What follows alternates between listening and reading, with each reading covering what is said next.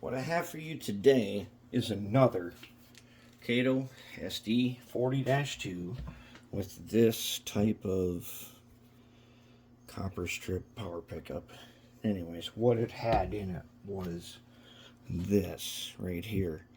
And so I know who did this. My good friend Phil did this. He did it a long time ago. And he also recognized the problem of these pickups. He had an interesting solution though, which since I've already disassembled it and cleaned all the parts, we're going to use the way he did it. He did wire with some fine wire from the trucks coming up through here and up to the decoder instead of from the trucks to the strip to the decoder. He did that. And I like it because the way he did it works. But the wire he used is not the kind of wire I would use. So we're just going to recycle what he had. It was good. That's a good idea. It was a really, really good idea. Will it stand the test of time after we do this? Probably. Did it stand the test of time before? No, but that's not his fault. He did a really good job of getting this thing ready, and we're going to just kind of keep with that, except for one thing. This motor here is completely shot. The motor shot, and when I took apart the side frames in the trucks, there were some obvious meltdowns in there. Now that is a problem of layout wiring, but I got the power pack on here, and I got the motor connected up, and I'm going to put it to full power, and check this out. Nothing happens. It almost happens. And I can feel in here the bearings hitting. There's a knock in this motor. And I switch it. There's a knock in it. This motor is a no-go. Complete no-go. So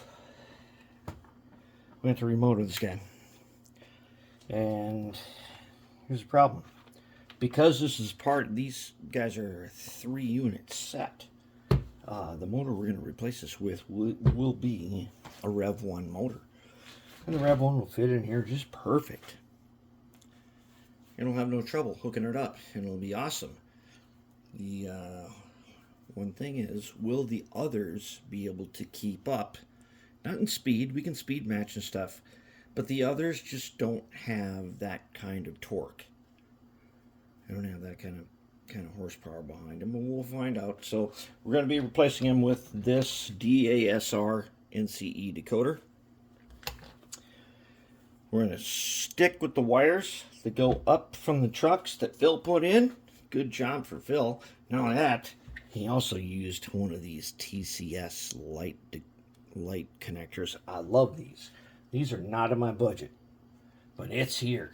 And we'll scavenge it off of this piece, and we'll wire up the lights exactly the way he did it, and it'll be outstanding. So that's where we're at with this guy. And yeah, this is going to be a Rev 1 motor install. So there you have it, and I'll get to it. I'll get the wheels.